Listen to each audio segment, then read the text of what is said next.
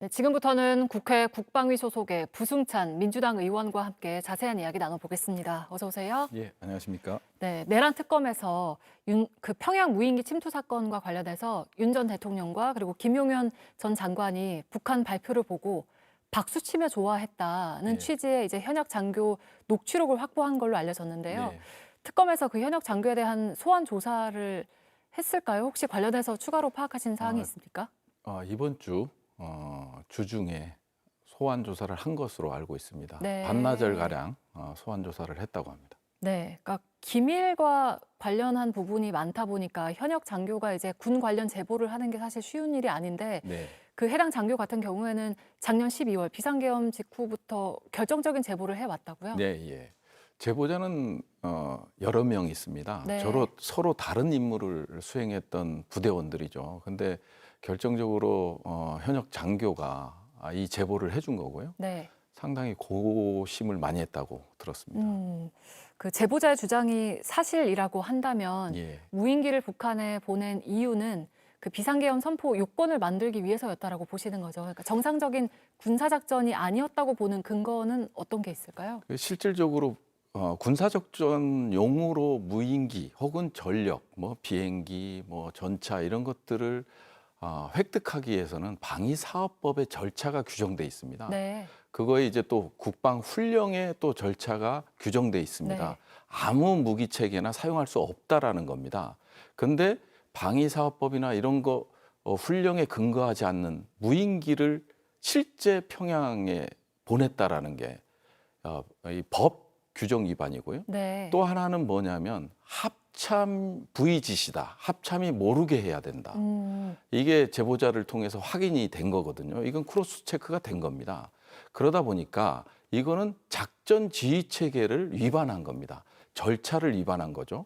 그다음에 또 하나는 정전협정 위반입니다. 네. 이 세 가지가 위반됐는데 그러면 보낼 수 없는 거를 보낸 거잖아요. 법과 그다음에 절차 그리고 정전협정까지 위반하는 사안이거든요.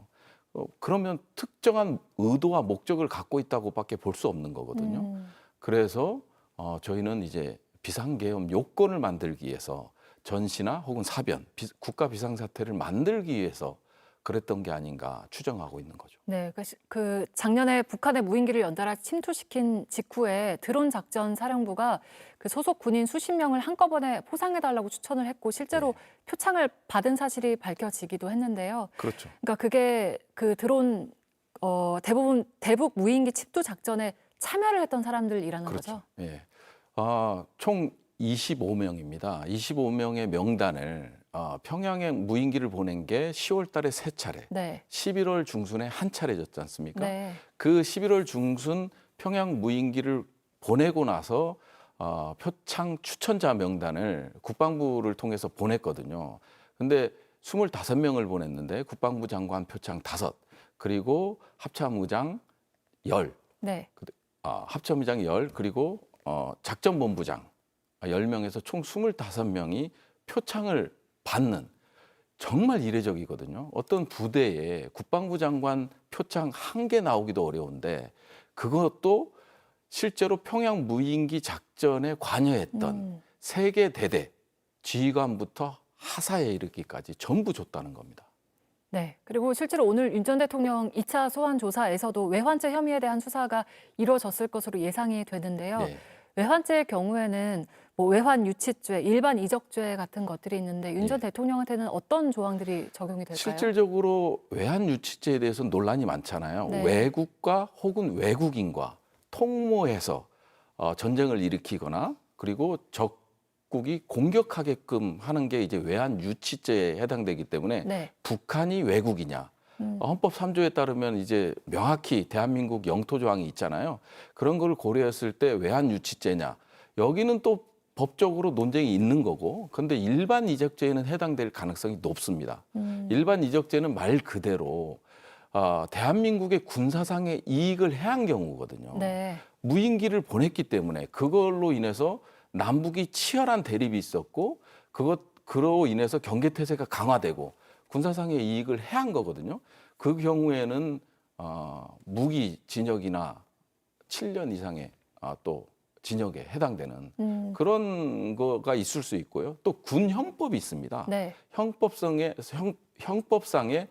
불법 전투 개시죄에 해당되는 거죠.